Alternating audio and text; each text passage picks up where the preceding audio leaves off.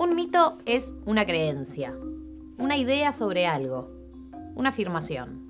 Se trata de un relato socialmente compartido,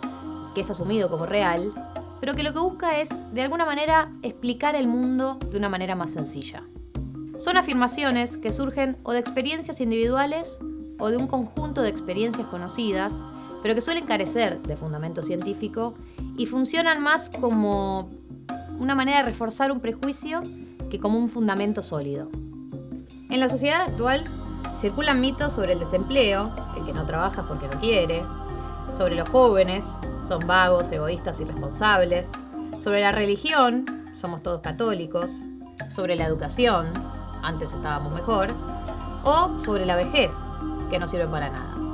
En el capítulo de hoy presentamos uno de los grandes mitos que circulan en nuestra sociedad.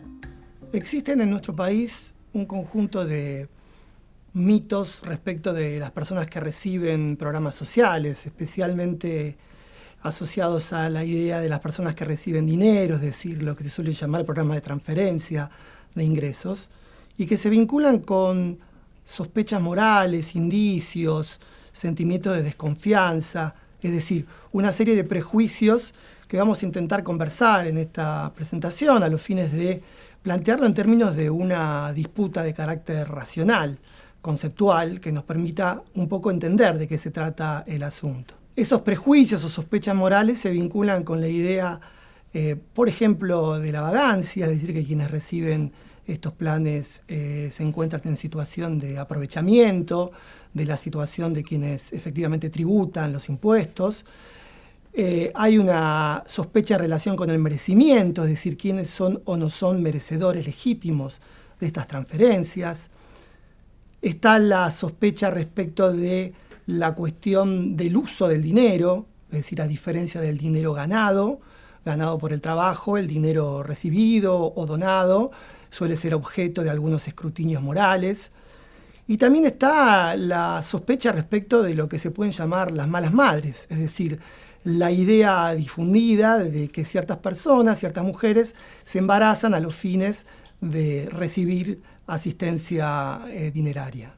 También está difundida la idea del clientelismo, es decir, que existen mecanismos a través de los cuales se intercambian ciertos favores por votos, como señala un conocido libro de nuestra disciplina, y en definitiva las personas que reciben esos programas están vinculados con ciertas redes de intermediación.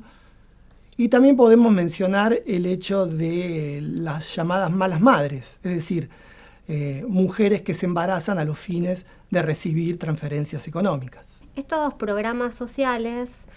suelen suscitar enormes discusiones públicas y controversias porque refieren a discusiones acerca de cómo utiliza el dinero tanto el Estado como los propios beneficiarios de estos programas. El escrutinio público del dinero de estos programas sociales ha sido siempre una de las discusiones que se centra en su legitimidad, su reconocimiento, el merecimiento que los beneficiarios tendrían de estos programas, haciendo hincapié en su necesariedad. En este mito se pone énfasis en la falta de esfuerzo personal para llevar adelante las actividades de su propia sobrevivencia. La referencia a la falta de merecimiento refiere a que los varones, fundamentalmente, que han sido los históricos mandatados para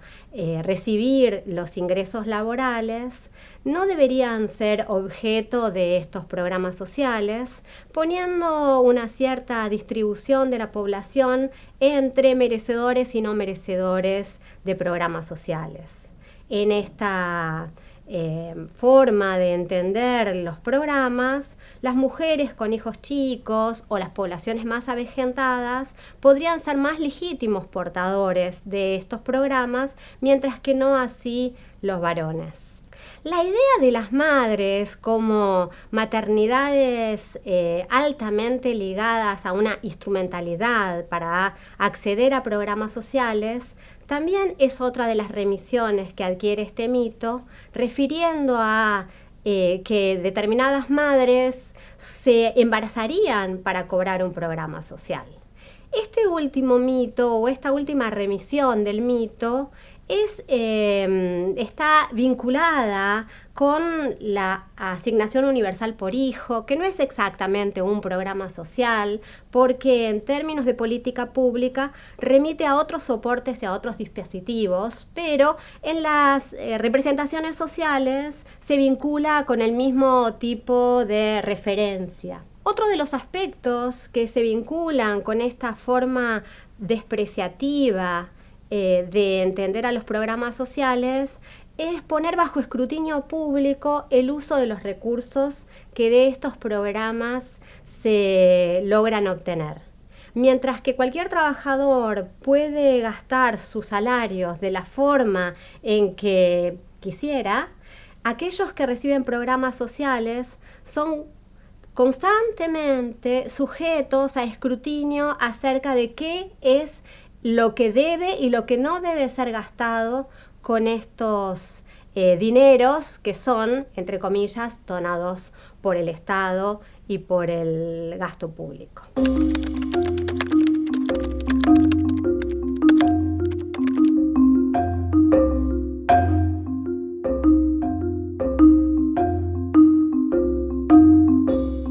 Esto entraña distintas consecuencias. Por una parte, hay una idea también sospechosa sobre la actividad del Estado, es decir, una suerte de desprestigio respecto de si estas son tareas legítimas o no por parte del Estado, es decir, auxiliar económicamente a las personas que se encuentran etiquetadas en esta situación. Las personas que reciben transferencias de ingresos también se encuentran en una situación de enorme esfuerzo,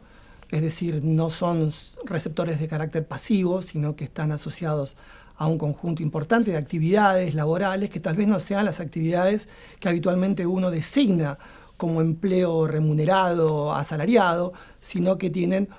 un amplio abanico de actividades que van desde las actividades de cuidado hasta distintas actividades vinculadas con el trabajo comunitario en sus lugares de residencia.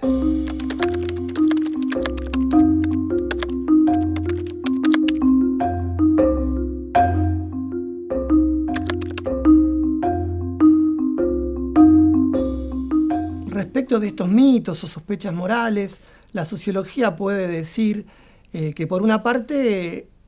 la gente no elige todo lo que le pasa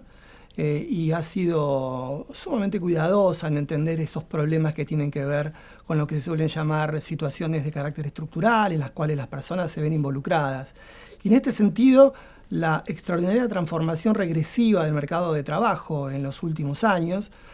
y cuando decimos últimos años decimos en un plazo relativamente extenso,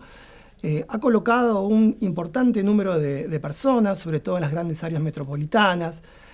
atravesando situaciones de desempleo, precarización laboral, ingresos laborales bajos, inestabilidad en sus situaciones laborales. Y en ese sentido, las respuestas estatales han estado asociadas fundamentalmente a partir de la crisis del 2001-2002 en la masificación de estas formas de garantizar algunos niveles mínimos de reproducción de la población. Los debates sobre los programas sociales refieren a las responsabilidades de los estados. ¿Cuál es la acción legítima que un estado tiene que entablar cuando sus sociedades no logran satisfacer el bienestar de casi la mitad de su población? Este problema, el problema de la inserción inadecuada de casi la mitad de la población adulta, ¿es un problema de cada una de las personas adultas o es un problema estructural? La sociología responde que este es un problema estructural que refiere a los modelos de desarrollo, que remite a la estructura de organización socioeconómica de una sociedad en la cual el Estado tiene que actuar con responsabilidad. En este sentido, los programas sociales son una respuesta tardía, parcial y en algún sentido precaria a un problema estructural que tienen nuestras sociedades en torno a la inserción laboral de su población y a la adquisición de recursos de los trabajadores en su conjunto. En este sentido, para las ciencias sociales, los programas sociales no son responsabilidad de sus propios beneficiarios que no lograron insertarse de manera adecuada en el mercado laboral, sino que remiten un problema estructural que está parcialmente suturado a partir de una política pública que tiene las características de ser una transferencia de ingresos que en nuestra sociedad en este momento, en los últimos años, suscita aproximadamente la mitad de un ingreso mínimo, es decir, de lo que se corresponde al salario mínimo vital y móvil. La mitad de un salario mínimo vital y móvil. Este ingreso es insuficiente para proveer la reproducción de esos hogares, pero sin embargo es indispensable para que estos hogares por lo menos estén arriba de las líneas de indigencia.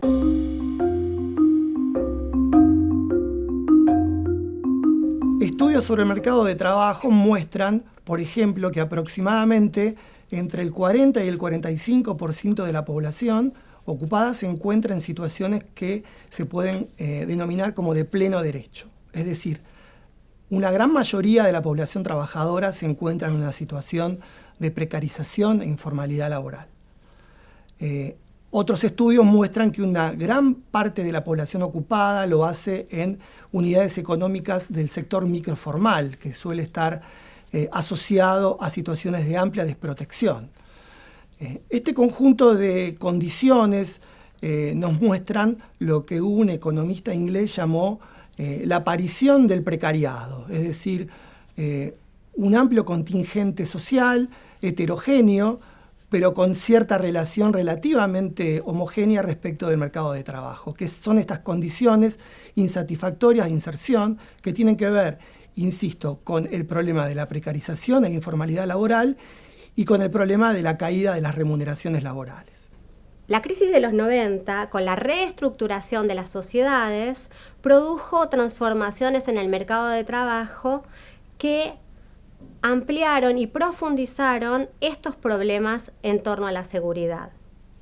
Aproximadamente 1/3 de la población desde ese momento vive sin seguridades sociales, en la precariedad y con dificultades para reproducir sus vidas. Los programas sociales que surgieron con el icónico programa social llamado Plan Trabajar fueron una forma de respuesta a estas inseguridades sociales. Sin embargo, a pesar de que en ese momento se creía que iban a ser programas transitorios, han pasado ya más de 30 años y lo que podemos ver es que no solamente no han disminuido en su relevancia, sino que con la crisis del 2001 han asumido otra envergadura. El Plan Jefes y Jefas de Hogar Desocupados, en el año 2002, fue una iniciativa política a la cual accedieron alrededor de 2 millones de hogares beneficiarios. Este número pudo disminuirse en la posconvertibilidad con unas políticas de empleo que fueron ampliamente inclusivas. Sin embargo, desde los años 2008-2009, estas políticas se amesetaron y la capacidad del mercado de trabajo de seguir incluyendo nuevos trabajadores también se amesetó. Esto supuso que los programas de empleo volvieran a tener cada vez más envergadura y se estabilizaran en alrededor de 1.300.000 personas, que es el número que tiene el Plan Potenciar Trabajo que conocemos en este momento.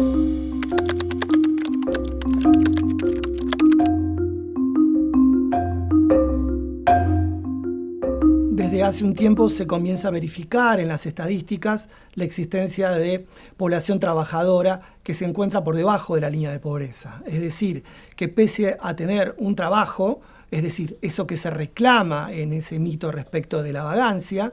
eso no es óbice para estar por debajo de la línea de pobreza. Estudios recientes muestran la asociación creciente de un número importante de población trabajadora que se encuentra por debajo de la línea de pobreza. por lo cual esa relación histórica entre trabajo y no pobreza comienza a deteriorarse.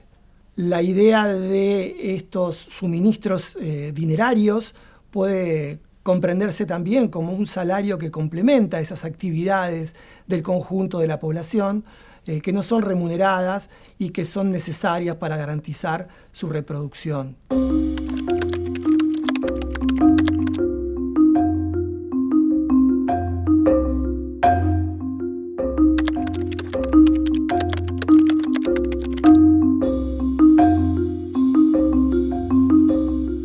Es en este escenario que el Estado Nacional desarrolló estos llamados programas sociales, técnicamente denominados como políticas de transferencia de ingresos, vinculados sobre todo a sostener ciertas garantías mínimas de reproducción de la vida social de los sectores más vulnerables de la sociedad, que de cualquier manera son transferencias que uno podría calificar como poco generosas, que han sido capaces de evitar la caída de la indigencia de una parte de la población, pero no así evitar el empobrecimiento masivo, como también se ve en los estudios de largo plazo y que en los últimos tiempos han llegado hacia cifras alarmantes, casi cercanas al 50% de la población y al 30% de los hogares. En nuestro país no siempre existieron este tipo de programas. Los antecedentes se asocian sobre todo a la aparición de un programa ya insignia, el programa Trabajar, y para tener alguna idea de magnitudes, ese programa tuvo un máximo de beneficiarios de 130.000. Y si comparamos eso con lo sucedido después de la post-crisis del 2001-2002, ahí llegamos a casi 2 millones. Es decir, podemos ver claramente que el fenómeno de su masificación se asocia con este episodio extraordinariamente relevante. A partir de ese momento, las cifras fueron oscilando y en el último periodo se encontraron con cerca de 1,3 millones de personas vinculadas con esta situación. Hacia 2009 se pone en marcha la asignación universal por hijo, que en realidad es una reforma de la seguridad social, así como históricamente las familias de los trabajadores del sector formal tenían el llamado salario familiar. A partir de ese momento se extendió a nuevos públicos, en este caso el sector informal, constituyendo una situación de relativa equidad respecto de estos beneficios. Asimismo, podemos decir que, por ejemplo, la discusión sobre esa idea difundida de el embarazo vinculado con el aprovechamiento de estas circunstancias no se ve verificado por los datos oficiales, dado que aproximadamente la mitad de las mujeres beneficiarias de la asignación universal por hijo tienen un solo hijo. El cuestionamiento de los mitos nos sirve para poner en valor la multicausalidad y también el método científico como camino para construir el conocimiento. Los mitos tranquilizan a quienes los construyen y utilizan, ya que dan respuestas certeras y cerradas, válidas para todo tiempo y lugar, a las que, lejos de abrir el debate, lo clausuran. Naturalizan aquello que debería ser desnaturalizado, aquello que es necesario desmenuzar, cuestionar y relativizar. Estas creencias constituyen obstáculos para una mejor comprensión y un debate de calidad sobre la sociedad que tenemos y la que necesitamos.